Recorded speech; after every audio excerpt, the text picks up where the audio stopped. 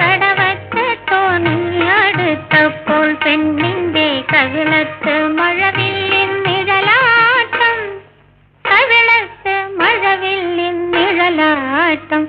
ഇന്ന് കടവത്ത് തോണിയടുത്തപ്പോൾ പെണ്ണിന്റെ കവിളത്ത് മഴവില്ലിൻ നിഴലാട്ടം, കവിളത്ത് മഴവില്ലിൻ നിഴലാട്ടം. ആരുടെ? കാലൊച്ച് മുറ്റത്തു കേട്ടപ്പോഴൊരു വഴുക്ക കനകശീനാവിന്റെ കളിയാട്ടം.